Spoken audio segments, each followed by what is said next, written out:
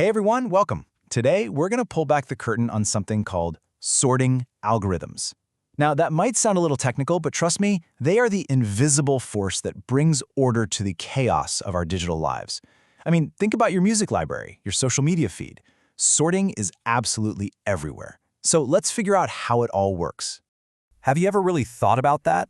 You're on a shopping site, you tap sort by price, and bam, instantly thousands of items just rearrange themselves perfectly. How on earth does that happen so fast? Well, the answer lies in some very clever step-by-step instructions that our computers follow. At its very core, a sorting algorithm is just that. It's a recipe for organization. It's a precise method for taking a total jumble of data and putting it into a specific, predictable order. But, as we are about to find out, not all recipes are created equal. Not even close. Okay, so let's start with the basics. These first few algorithms we're going to look at, they work a lot like we would if we were sorting things by hand. They're intuitive, they're really easy to picture in your head, but as you're going to see, they definitely have their limits. First up is bubble sort, and its name is actually perfect. The whole strategy is to let the biggest numbers bubble their way to the end of the list, kind of like bubbles rising in a glass of soda.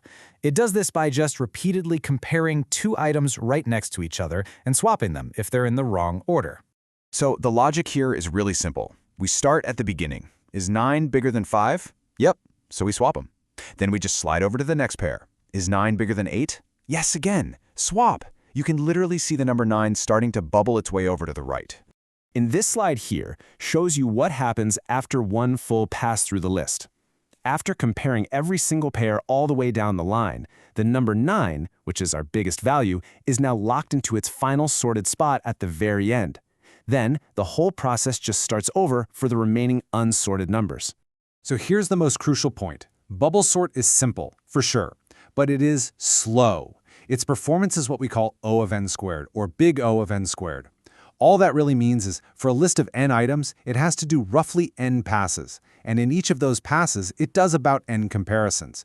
That's n times n, or n squared. So if you double the size of your list, the time it takes doesn't just double, it quadruples. It gets out of hand really, really quickly. All right, next up we have selection sort. This one has a totally different strategy. Instead of all that bubbling, it scans the entire list to find the absolute smallest item, and then it swaps that item directly into the first position. One down, the rest to go. The whole process is really methodical. In the first pass, it finds the smallest value and puts it in the first spot. In the second pass, it finds the next smallest value and puts it in the second spot. The sorted part of the list just grows from left to right, one element at a time, until the whole thing is in order. And our final simple sorter is insertion sort. Now, this one is probably the most relatable of all. Just imagine you're picking up playing cards one by one. You pick up a new card, and you just insert it into the correct spot in the cards you're already holding. That is exactly how insertion sort works with data. So to recap these simple sorters, they're all super intuitive and, honestly, they're great for really small lists. But they all share that same O of n squared performance problem, which makes them painfully slow for the kind of massive data sets we see in the real world today. This is where computer science starts to get really, really elegant. I mean, if sorting items one by one is just too slow, what if we completely change our entire approach to the problem? Welcome to the divide and conquer strategy. Instead of trying to tackle the whole messy list all at once, we're going to break it down into tiny, manageable pieces, solve those little pieces, and then cleverly put them all back together. The core idea here is simple, but it is so powerful.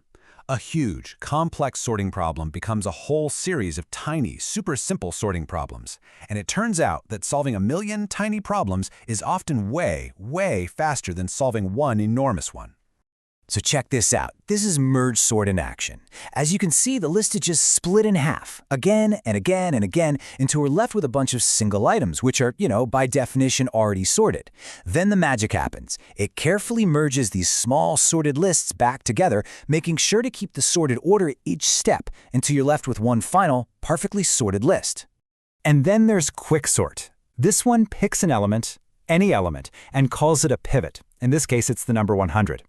Then it just shuffles every other number into one of two groups, all the numbers that are smaller than the pivot and all the numbers that are larger than the pivot.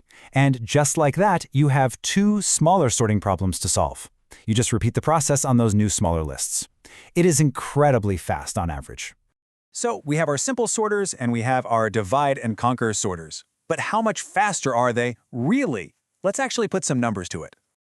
Okay, here it is. This is the key difference. The simple sorters are O of n squared. The divide and conquer algorithms, though, are O of n log n. Now, that log n part basically comes from the divide step. Think about it. If you keep cutting a list in half, you only have to do it a pretty small number of times to get down to single items. That number of cuts is the log n part, and it grows much, much more slowly than n itself. And the real-world impact of this difference is, well, it's staggering. So what does this O of n squared versus O of n log n stuff actually mean for you? Well, the main reason we sort massive amounts of data in the first place is so we can find things in it later, and having things sorted makes searching unbelievably fast. Let's imagine you need to find just one word in a dictionary of 600,000 words. If that list is completely jumbled up, your only choice is a linear search. You check the first word, then the second, then the third, one by one by one. But if the list is sorted, you can use a much, much smarter trick called a binary search. That linear search? On a list of that size, it would take, on average, 166 hours. No, that is not a typo. That's almost a full week of your computer just grinding away, checking words one by one. Now, let's see what happens when the list is sorted first. By using one of those efficient sorting algorithms first, we unlock that much smarter binary search. And the result? The exact same task now takes just 20 seconds. From a week to a coffee break. That right there is the mind-blowing power of efficient algorithms. So, this all brings us to the most important question of all. Given that massive, massive speed difference, why would anyone on Earth ever use one of the slower algorithms? You might think, okay, from now on, quicksort or merge sort are always the answer, right? Well, the truth is a little more nuanced than that. The best algorithm truly depends on the situation. For a tiny list, a simple insertion sort might actually be faster because it has less setup to do. In fact, it's often used inside more complex algorithms for exactly that reason. You have to ask, is your data almost sorted already? Are you working with limited memory? It is all about understanding the trade-offs and choosing the right tool for the job. So I'll leave you with this. Think about the messes in your own life, your bookshelf, your to-do list, the files on your computer. Which sorting strategy best fits that problem? The simple, methodical, one-at-a-time approach, or the clever divide-and-conquer strategy? The answer tells you a whole lot about the nature of the chaos you're trying to solve. Thanks for tuning in.